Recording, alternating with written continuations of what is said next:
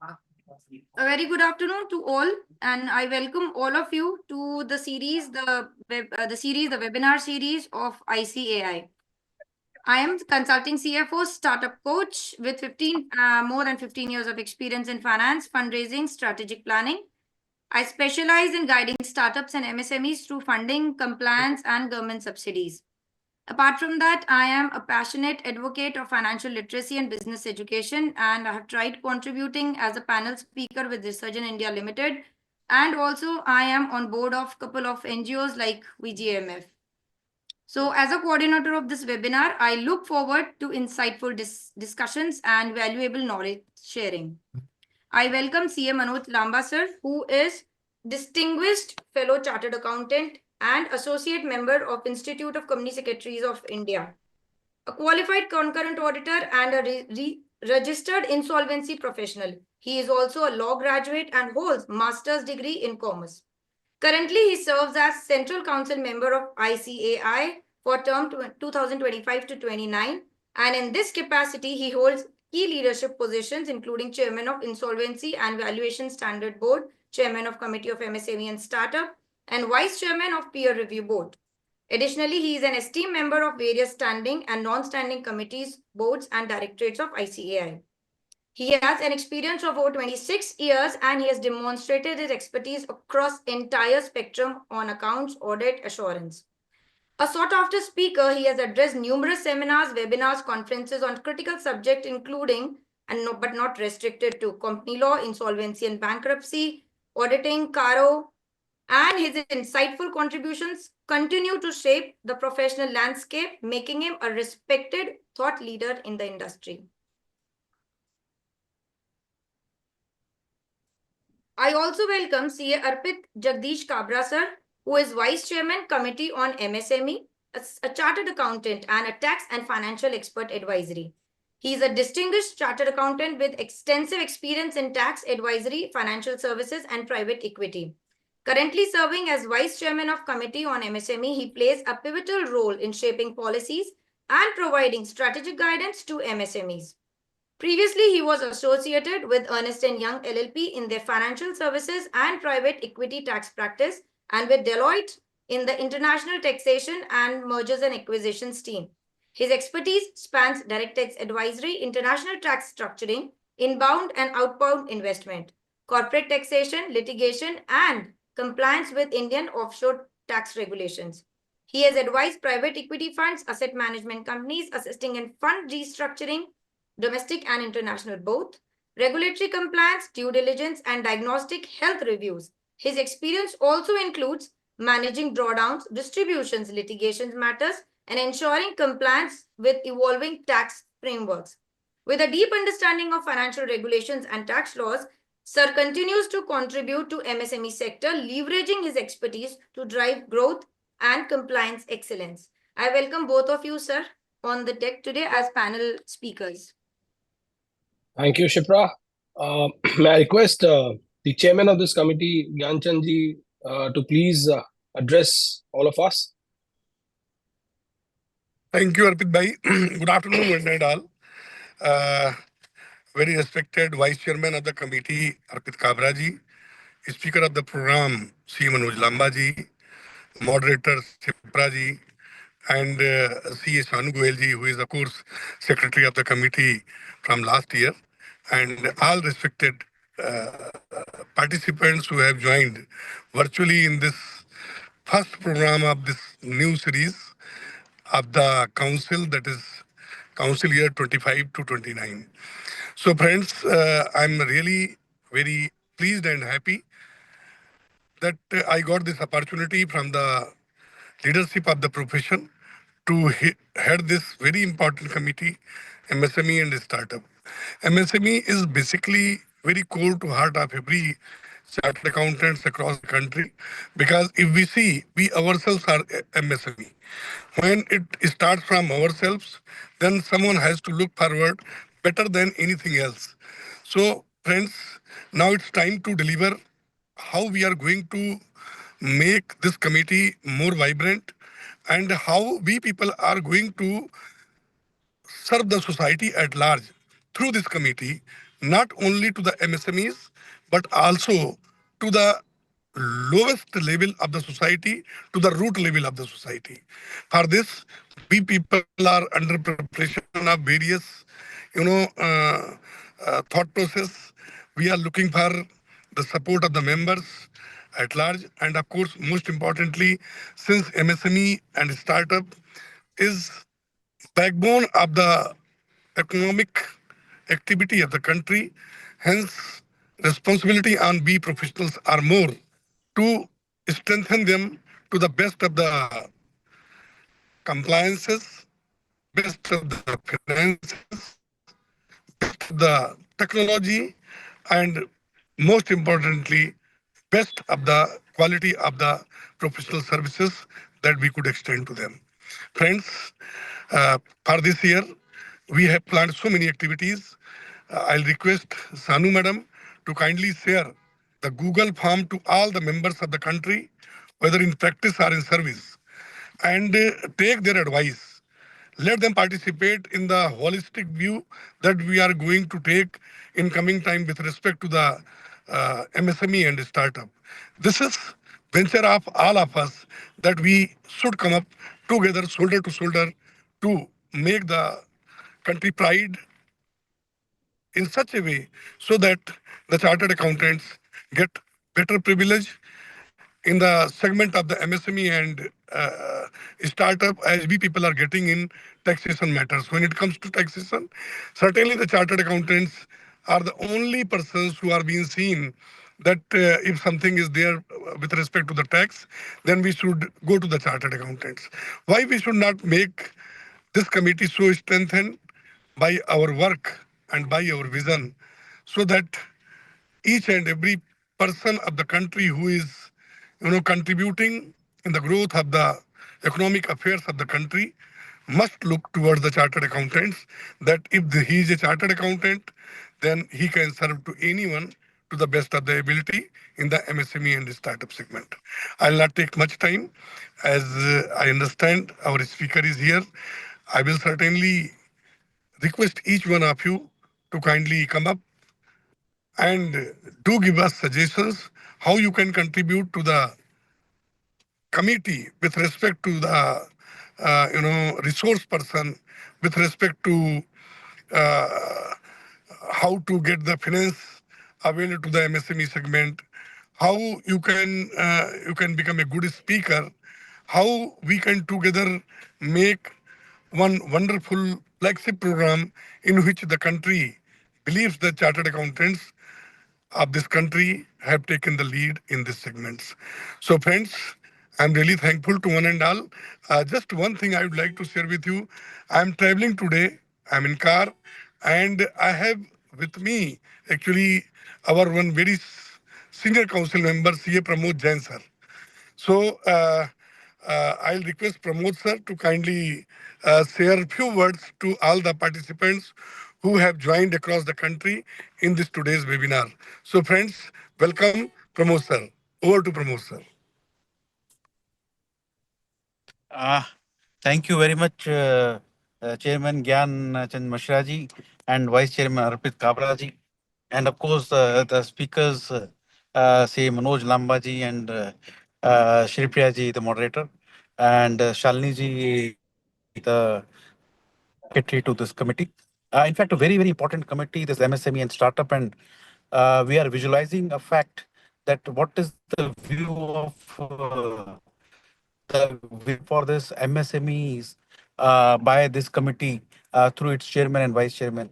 The thought process is very, very simple, which initially they have thought about, is that making it aware to public at large that whenever any MSME needs any support, whether in relation to compliances, finances, subsidies, anything it is there, they should approach their nearest chartered accountant.